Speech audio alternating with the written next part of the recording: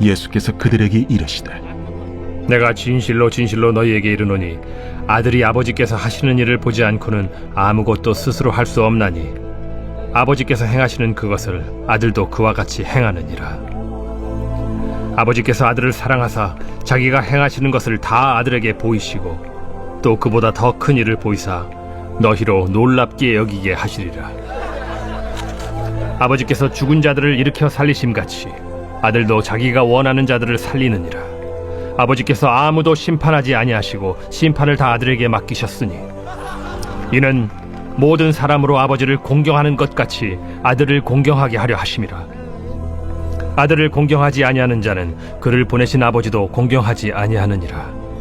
내가 진실로 진실로 너희에게 이르노니 내 말을 듣고 또 나 보내신 이를 믿는 자는 영생을 얻었고 심판에 이르지 아니하나니 사망에서 생명으로 옮겼느니라.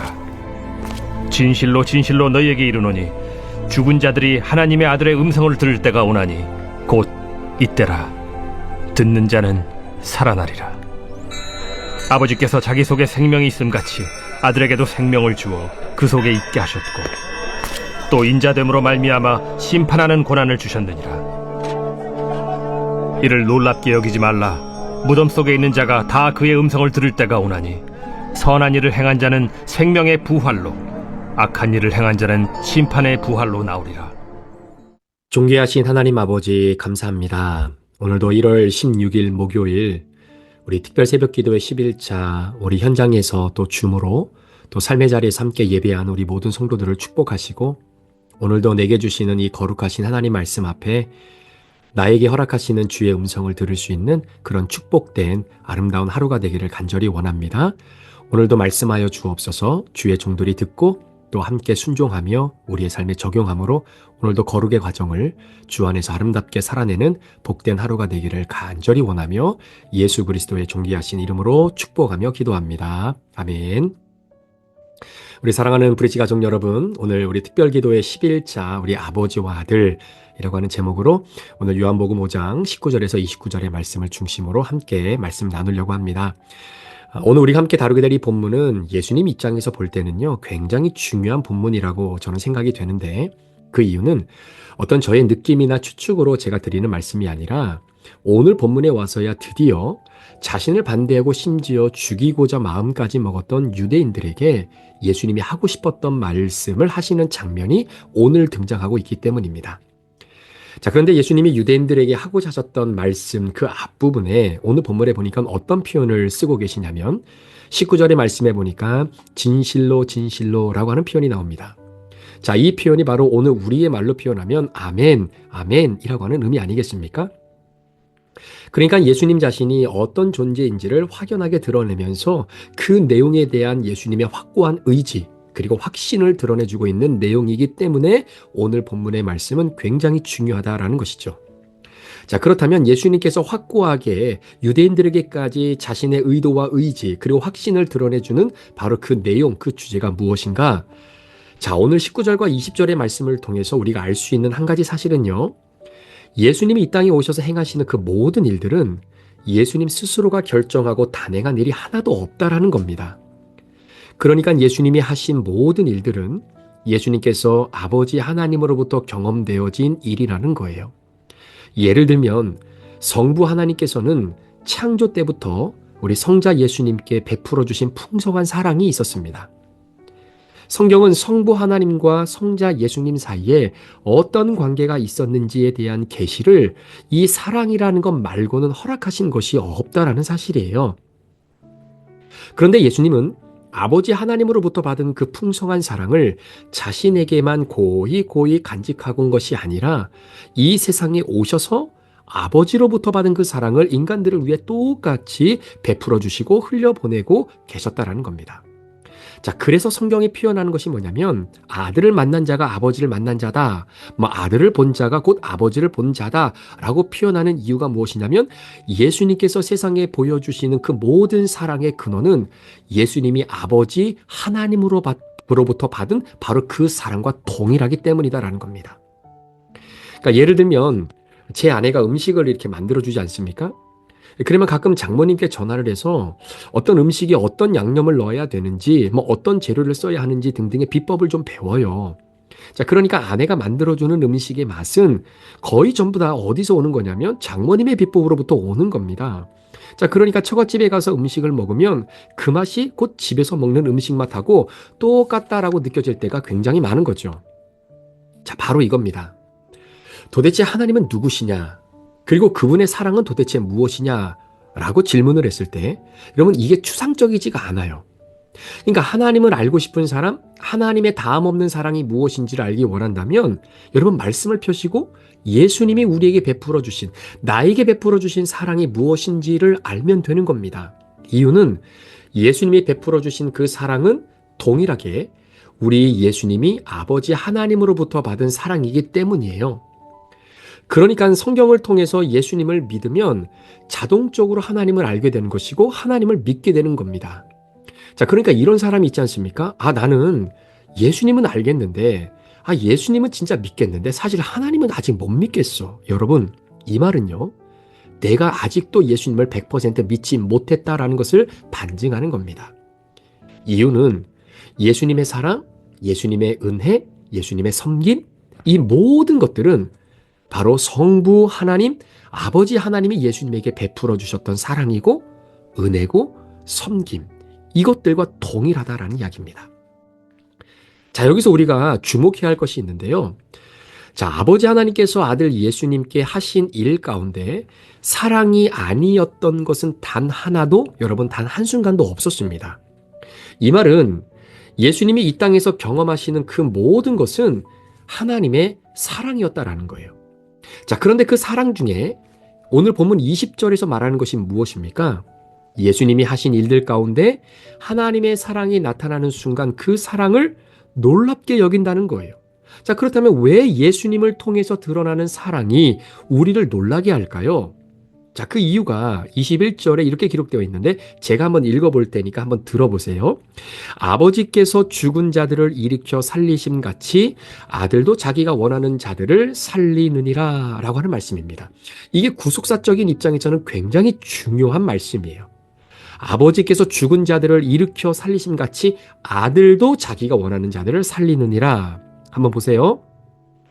하나님께서 예수님의 인생 가운데 살리는 일, 생명만 흘려보내 주셨다라고 한다면 누가 그 사랑 안에서 놀라겠습니까?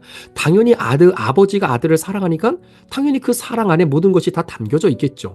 그런데 생명만 흘려보내 주셨다라고 하면 하나님이 예수님에게 보내주신 사랑을 보고 우리가 놀라지 않을 텐데 예수님을 통해 우리에게 보여주신 하나님의 사랑이 우리로 하여금 놀라게 하는 이유가 뭐냐라는 거예요. 하나님이 예수님에게 생명의 사랑만 보내주신 것이 아니라 죽음의 일도 함께 보내시더라는 겁니다. 이게 키포인트예요. 자, 한번 보세요. 보통 성경을 우리는 정경과 외경으로 나누잖아요.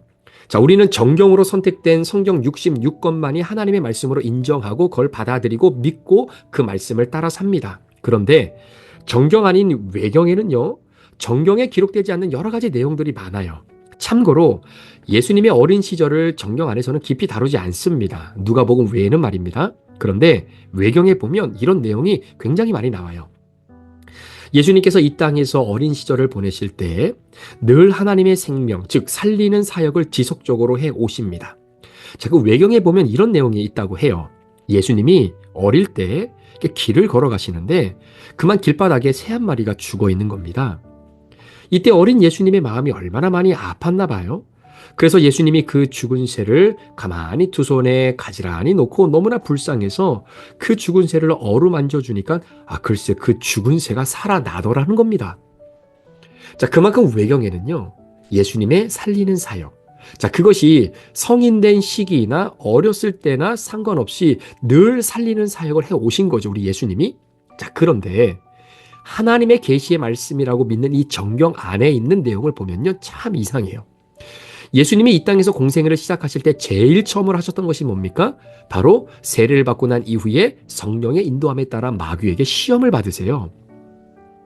여러분, 광야는요, 진짜 그늘이 없어요. 혹시 이렇게 서부 쪽을 여행하신 분들은 아마 쉽게 느껴보셨을 겁니다. 거의 사막기후와 같은 그런 지역을 진짜 끝도 없이 달릴 때가 있잖아요. 그런데 가만히 보면 진짜 그늘이 없어요. 조금만 서 있어도 그 내려쬐는 강렬한 태양빛 때문에 땀이 얼마나 많이 흐르는지 모릅니다. 자, 그런데다가 우리 예수님 40일 금식하셨거든요. 이건 보통 사람이면 죽는 일입니다. 자, 그러니까 지금 예수님이라고 하는 분에게는 세 가지 고난이 종합 세트로 몰려온 거예요. 광야라고 하는 외로움의 고난, 그곳에서 먹을 것이 없는 고난, 그리고 사단에 의해서 예수님의 믿음과 신앙이 열심히 흔들려 가고 있다라고 하는 바로 이 고난. 그러니까 여러분, 이 고난이 단순한 고난일까요? 저는 이것이 고난을 넘어 죽음이라고 생각합니다. 만약에 여기에 하나님의 특별한 사랑이 없으면 죽는 거예요. 버텨낼 수가 없는 겁니다. 자, 그런데 오늘 본문이 말하는 것이 뭡니까? 예수님이 이 땅에서 겪는 그 모든 것은 하나님의 사랑이라는 거예요. 그럼 이 말이 무엇을 뜻하는 겁니까? 예수님이 광야에서 겪으셨던 이 모든 고통들도 결국은 하나님의 사랑이었다라는 거잖아요. 40일의 굶주림도, 사탄의 시험도, 광야의 외로움도 모두가 다 하나님의 사랑이라는 겁니다. 그러니까 광야에서 40일 동안 금식한 후에 사탄이 찾아와 예수님을 마구 흔들어 놓았을 때 하나님이 하시는 말씀이 뭐냐면 내가 너를 너무나 사랑해서 그랬어, 이러시는 거예요. 내가 너를 너무나 사랑해서 지금 네가 이 고난의 3종 세트를 지금 네가 겪고 있는 거야. 아니, 아버지 하나님이 아들 예수님에게 이러시는 거예요. 자, 그런데 도저히 이해될 수 없는 하나님 아버지의 음성에 예수님의 반응이 뭐였냐라는 거죠. 오늘 본문 19절에 딱 두 마디 하십니다. 바로 진실로 진실로. 그 말이 무슨 말입니까? 아멘, 아멘 하면서 하나님 아버지의 음성을 그대로 믿음으로 받아들이시는 거예요. 누가? 아들 예수가. 이것이 바로 우리를 놀라게 하는 겁니다. 하나님이 아들을 사랑한다고 하셨는데 어떻게 그 아들을 광야로 내모시지? 3일을 굶어도 허기지고 미칩니다. 그런데 사랑한다라고 하는 이유 하나만으로 40일을 굶게 만드시는 것? 아니, 사랑하신다면서 어떻게 사탄이 예수님을 유혹하고 흔들어 놓을 때까지 왜 하나님 아버지는 가만히 계시는 거죠? 사람들이 의아하게 생각하기 시작합니다. 아니, 어떻게 이것이 아버지 하나님이 베푸신 아들 예수에 대한 사랑이 될 수 있지? 여러분, 하나님의 사랑 안에 정말로 죽음이 없으면 당연히 놀라워하지 않죠. 그런데 사랑한다고 하는데 그 사랑 안에 죽음을 보내는데 그것 때문에 사실 우리가 하나님의 사랑을 통해 놀라게 되는 겁니다. 그런데 그 사랑의 끝은 바로 십자가였어요. 자, 그런데 하나님께서 창세전부터 그렇게 아끼고 사랑하셨던 아들 예수를 십자가에 못 박아 아프게 하는 것이 아니라 아픔을 뛰어넘어 죽게 내버려 두는 겁니다. 이걸 보고 우리가 놀라는 거예요. 아니, 사랑하는데 어떻게 십자가에 못을 박게 하시지? 사랑한다고 말한 아버지 하나님의 말이 거짓말인가? 이거 정말 믿을 수 있는 건가? 그러니까 보세요. 성경에 나타난 하나님의 사랑 안에는 사랑만 있는 것이 아니라 죽음까지 포함되니까 우리가 너무나 놀랍게 여기는 거죠. 자, 그런데 이 죽음에서 바로 살리심을 받는 것이 뭐냐면요. 부활뿐만 아니라 십자가도 하나님의 사랑이라고 말할 때 그것을 아멘, 아멘으로 받으면 그것이 죽은 자 가운데서 일으켜 살리심을 받는 겁니다. 자, 부활은 살리는 거죠. 생명이죠. 그러니까 하나님이 그의 아들 예수 그리스도에게 생명, 곧 부활만 주시는 것이 아니라 십자가도 하나님의 사랑이라고 말하고 있는 거예요. 그것을 내가 아멘, 아멘으로 받으면 그 십자가의 죽음까지도 하나님께서는 부활이라고 하는 능력으로 결국 우리를 살려내시는 그 사랑이 그 안에 담겨져 있다는 겁니다. 자, 그런데 반대로 여러분, 인간에게 일어나는 심판이 무엇일까요? 너희들 삶에 일어나는 그 죽음 같은 사건도 하나님의 사랑이라고 할 때 거기서 아멘, 진실로 진실로 아멘으로 응답하지 못하면 바로 그 자체가 심판이다라고 하는 사실입니다. 왜? 그 죽음을 하나님의 사랑으로 받아들이지 못하고 아멘으로 내가 믿음으로 영접하지 못하면 거기서 부활의 살아남을 경험할 수 없기 때문에 영원한 죽음이겠죠. 그게 곧 심판이라는 거예요. 제 삶을 이렇게 돌아보면요, 참 신기해요. 그렇게 성공지향주의적이고 야망이 충만했던 제가 어떻게 큐티를 통해 하나님의 말씀 안으로 더 들어오게 됐는지, 그리고 이 모든 말씀이 나의 구원과 연결되어 있다라고 하는 이 구속사의 개념과 흐름이 어떻게 믿어지게 되었는지 정말로 참 신기합니다. 자, 그러면서 고난이라고 하는 것이 축복이다라고 하는 말이 믿어지면서 어떻게 이 길이 걸어져 가게 되는지 정말 생각해 보면 신기한 부분이 너무나 많아요. 제가 아버지 밑에서 훈련을 받았지 않습니까? 전도사 때부터 부목사까지 아버지 밑에서 사역을 하다 보니까 아버지라고 하는 마음보다는 내가 모시는 담임 목사님이라는 생각과 느낌이 사실은 더 들 때가 많아 있었습니다. 그러니까 아버지와 아들이 마음을 터놓고 함께 이야기를 서슴없이 나눈다? 아들의 고민을 깊이 이해해 주시면서 들어주시는 자상한 아버지의 모습은 사실 찾아보기 힘들고요. 그런 기억도 사실 거의 없습니다. 자, 그러다 보니까 부자지간인데도 그럼에도 불구하고 상호관계가 보이지 않게 형성되어 있으니 어찌 대화가 되겠습니까? 그리고 제 아내가 저에 대해서 가장 크게 가지고 있었던 불만은 이거예요. 아니, 왜 오빠는 아버지한테 무조건 내만 하냐는 거예요. 아주버님처럼, 그러니까 제 형이죠. 아주버님처럼 의견도 좀 이야기하고, 때로는 아버지가 생각이 조금 짧으셨다라고 하는 말씀도 좀 하고, 이건 아닙니다라고 하는 생각이 들면 아버지 이건 아닌 것 같습니다라고 왜 말을 못하냐라는 거예요. 맞아요. 제가 그냥 내 아버지였다면 그렇게 말할 수 있었을 거예요. 그런데 전도사 때부터 부목사로 있었고 부교육자로 있었으니까 그때는 그렇게 말씀드리는 것 자체가 정말 힘들고 어렵다라는 느낌이 너무나 많이 들었습니다. 심지어 그렇게 이야기하면 담임 목사님한테 대드는 것이라고 생각이 들었으니까요. 실제로 막 대들기도 하고 막 그랬었거든요. 자, 그러니까 일방적인 탑다운식의 대화이지 이게 서로 소통하고 마음을 나누는 일은 거의 없었던 시간이 사실 아버지 밑에서 사역했던 저의 기간이기도 했습니다. 그런데요, 요즘은 정말 많이 달라졌어요.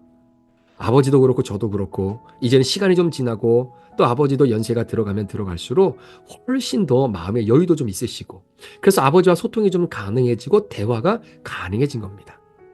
자, 그런데 일반적인 이야기 있잖아요. 특히 정치와 관련된 이야기는 여전히 소통이 잘 되지 않는 부분도 없잖아 있기는 하지만 뭐 그거에 뭐 각자의 정치적 성향이 좀 다를 수 있으니까 그건 이해할 수 있죠. 그러나 목회나 말씀, 기도에 대해서는 이젠 이야기가 좀 통한다는 거예요. 제가 주일날 설교를 하고 나면 영상이 이제 올라오잖아요. 그러면 한국으로는 월요일 또는 바쁘시면 화요일 오전에 제 설교를 들으시고 그 다음에 몇 가지 피드백을 카톡으로 보내주시거나 아니면 영상 통화할 때 함께 이야기를 나눕니다. 예전에는 상상도 못할 일이었어요. 그때는 무조건 아버지가 하시는 말씀을 그냥 듣고 내내 받아 적는 그런 수준? 그 상상의 일이 이제는 아버지와 소통을 통해서 현실로 일어나고 있는 겁니다. 제가 말씀을 준비하면서 어떻게 이것이 아버지와 나 사이에 가능하게 되었을까를 생각해 보니까 25절 말씀처럼 만약에 저희 아버지가 정말 대형교회를 목회하시고 누가 보더라도 성공의 최절정을 달리는 그런 성공의 목회 현장 가운데에 하나님께서 이것이 내가 너를 향한 나의 사랑이야 라는 이 아들의 음성을 들은 것이 아니라 죽은 자가 되었을 때, 고난이 찾아왔을 때, 너무나 힘들고 목회가 너무나 지쳤다라고 여겨졌을 때 이것이 너를 향한 나의 사랑이야 라고 하는 아들의 음성을 들으셨기 때문이 아닌가라는 생각이 들어요. 아버지가 목회하시는 기간 중에 여러 가지 사정이 있어서 잠시 목회를 쉬고 계실 때가 있었습니다. 아버지가 목회하실 때는 그래도 교회에서 사택이 제공되니까 좀 넓은 집에서 저희 식구들이 살았거든요.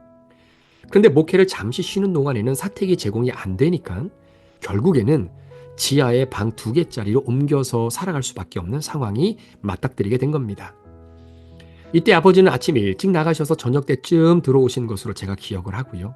그래서 아버지 얼굴을 집에서 자주 뵙지 못했던 것 같아요. 어머니는 어떻게든 자식들 공부시켜야 한다고 하면서 나가서 이리 뛰고 저리 뛰면서 돈을 버셨고 그렇게 약 2년 정도를 지낸 후에 그리고 나서 경기도 성남에 있는 한 교회로 부임을 받아 가시게 된 거예요. 자, 지난 2년간의 시간이 제 개인적으로는 힘든 시간이기도 했지만 그럼에도 불구하고 다음 사역지가 결정되기까지 식구들이 함께 이 시기를 잘 버텨온 그 자체가 저에게는 좋은 기억의 한 단면으로 남아있는 부분도 있습니다. 지금도 기억나는 것은 부활절 새벽이었습니다. 그때는 따로 저희가 섬기는 교회가 없었던 것으로 기억을 하고 있고요. 그래서 아버지가 잠자고 있는 저희 형제들 식구들을 다 깨우시더니 라디오를 틀어놓고 부활절 새벽 예배를 같이 드린 적이 있었어요. 그러니까 늘 목회를 해오셨기 때문에 정해진 교회에서 잘 준비된 예배 형식에 따라 거창하게 부활절 새벽 예배를 드렸던 우리 가족이었는데 어느 순간 지하 그 방에서 그것도 TV가 아니라 라디오를 틀어놓고 부활절 새벽 예배를 드리는 가족의 모습이 한편으로는 절망스럽게 보이기도 하고 또 한편으로는 힘든 부분도 있었지만 그 자체가 오히려 좀 따뜻하게 느껴졌던 마음도 있었던 것 같아요. 건물도 없고 우리가 갈 교회도 없어서 그저 안방에서 조용히 라디오에서 흘러나오는 설교 말씀을 듣고 있는 그 고난의 시간을 축복의 시간으로 인정하고 그 죽음의 자리, 실패의 자리, 절망의 자리 가운데서 들려진 예수 그리스도의 음성을 우리 식구들이 들으면서 다시금 우리를 살려내 주실 하나님을 기대했던 시간이 문득 생각이 났습니다. 지금도 기억이 나요. 저희 어머니가 저희 형제들에게 하셨던 말씀이었는데요. 지금은 아빠가 힘들어서 목회를 잠시 쉬고 있지만 곧 좋은 사역지가 나올 거니까 같이 기도하자라고 하는 말씀이었어요. 그런데 어머니의 얼굴 표정이 정말 힘들고 억울하고 지친 표정으로 한숨을 퍽퍽 쉬어가면서 하신 말씀이 아니라 웃음과 용기가 가득 찬 얼굴이셨거든요. 그러니까 우리 가정이 힘든 죽음의 길을 걸어가고 있을 때 하나님은 저희 어머니에게 이것이 너를 향한, 너희 가정을 향한 내 사랑이야 라고 말씀하시는 아들 예수의 음성을 듣고 사실은 살리심을 받았기 때문에 우리에게 그렇게 말씀하셨겠죠. 그리고 제가 초등학교 6학년이 되었을 때 드디어 지하실 삶을 청산하고 아버지가 성남의 한 교회로 부임을 받아 가시게 됐습니다. 그 소식을 듣고 모든 가족들이 다 기뻐했죠. 그때 제 기억으로는 아버지의 표정이 참으로 안도하시는 모습이었습니다. 그리고 성남으로 이주한 후 그곳에서 아버지는 혼심을 다해 목회를 열심히 잘 감당하시고 은퇴를 하게 되셨는데요. 지금 와서 돌아보면 그 기간 동안 하나님께서 저희 아버지와 어머니 그리고 형님과 누나 그리고 저에게 이것이 내가 너희를 사랑하는 나의 증거야. 나의 마음이야. 힘들지만 잘 버텨내. 이 십자가의 기간도 내가 필요해서 준 거야. 라는 아들의 음성을 듣고 우리가 다음 사역지인 성남으로 가게 된 것이죠. 만약 저희 가정이 그 2년 동안 빛 한 줄기 들어오지 않는 지하에 살면서 이것이 너희 가정을 위한 내 사랑이야 라는 아들의 음성을 듣지 못했다면 여러분 이것처럼 힘든 심판이 또 어디 있겠습니까? 목회자가 목회를 할 수 없는 그 기간이 얼마나 가시밭길이고 자존감이 무너질 대로 무너졌던 기간이었지 않았겠어요? 저도 경험해 보니까 그 시간이 그렇더라고요. 그런데 그 기간 동안 이것이 내가 너를 향한 나의 사랑이야 라는 아들의 음성이 들렸기에 살아날 수 있는 겁니다. 만약 이 아들의 음성이 들리지 않았다면 아버지께서 한 교회를 그렇게 오래 섬기시다가 은퇴하실 수 있으셨을까요? 사랑하는 성도 여러분, 죽음의 자리, 내게 일어난 그 십자가의 죽음 또한 하나님의 사랑이라는 아들의 음성이 들리지 않으면 그것이 우리를 가장 놀라게 만드는 심판의 일이 되는 것이고 아들의 음성이 들리지 않으면 죽은 자들 가운데서 일으키심을 받아 살아나게 되는 부활도 없다라는 겁니다. 오늘 본문에서 아버지 하나님은 아들 예수에게 살리는 사건뿐만 아니라 죽음까지도 내가 너를 향한 사랑이라고 하시는데 오늘 이 말씀에 예수님처럼 저와 여러분도 확신에 찬 믿음을 가지고 예, 아멘, 아멘 이 놀라운 믿음의 고백이 나오는 은혜가 있었으면 좋겠습니다. 하나님께서 아들 예수에게 생명의 일, 사람 살리는 일뿐만 아니라 죽음의 문제까지도 아들에게 흘려보내 주시면서 이 십자가의 길을 통해 내가 너를 사랑하고 있는 거야 라고 말씀하실 때에 여전히 예수님께서 진실로 진실로 하나님 아멘 아멘 이 죽음의 사건도 나를 사랑하시는 아버지의 사랑으로 내가 받아들이겠다라고 하는 믿음의 고백, 그 고백을 통해 많은 영혼들을 살려내셨던 그 하나님의 아들 예수의 모습처럼 오늘 저와 여러분의 인생 가운데에 바로 죽은 자 가운데서 일으키심을 받아 살아나는 바로 그 부활의 은혜가 우리 가운데 있기를 축원합니다. 오늘 말씀을 준비하면서 기도했던 것이 있는데요. 오늘 본당에서 예배를 드리는 분들, 또 줌으로 참여하신 분들, 그리고 예배 후에 이 설교를 듣게 되실 우리 성도 여러분 가운데는요. 광야에 계신 분들, 40일 동안 굶주린 분들, 사탄에게 시험받아 이리저리 믿음이 흔들리고 있는 분들이 계실 겁니다. 그런데 이것이 하나님의 사랑이라고 하는 아들의 음성이 들려지게 해 주십시오. 그래서 심판의 자리에 서지 않고 다시 살아나는 역사가 있게 해 주십시오 라고 말입니다. 소망하며 간절히 바라는 것은 이 어둠의 시간들 속에서 여전히 우리를 사랑하신다라고 하는 아들의 음성이 오늘 내 말씀으로 들려지기를 간절히 바라고, 죽음과 같은 그 현장에서 모두가 다 살리심을 받는 역사가 오늘도 경험되는 축복이 저와 여러분의 삶 가운데에 아름답게 펼쳐지기를 우리 구주 예수 그리스도의 이름으로 간절히 축원합니다. 기도하시겠습니다. 하나님 아버지, 고난이 정말 축복입니까? 그 고난을 통해서 이것도 내가 너를 사랑하는 나의 방법이야 라고 주님 아들의 음성을 우리에게 들려주셨을 때에 아멘, 아멘, 진실로 진실로 너희에게 이른다 라고 고백하셨던 그 예수님의 고백처럼 그 죽음 속에서 우리를 살려내시는 놀라운 주님의 영광을 바라보는 그 믿음의 고백이 오늘 하루도 우리 사랑하는 성도들 가운데 있게 하여 주옵소서. 아버지께서 죽은 자들을 일으켜 살리심 같이 아들도 자기가 원하는 자를 살리시니 오늘도 이것이 내가 너를 사랑하는 내 증거야. 때로는 그것이 고난이고 광야고 40일의 굶주림이며 외로움이라 할지라도 그 아들의 사랑의 고백을 듣게 되어짐으로 그곳에서 다시 살아나는 그 놀라운 부활의 역사를 경험하는 우리 모두가 되도록 축복해 주시옵소서. 감사를 드리며 예수 그리스도의 존귀하신 이름으로 축복하며 기도합니다.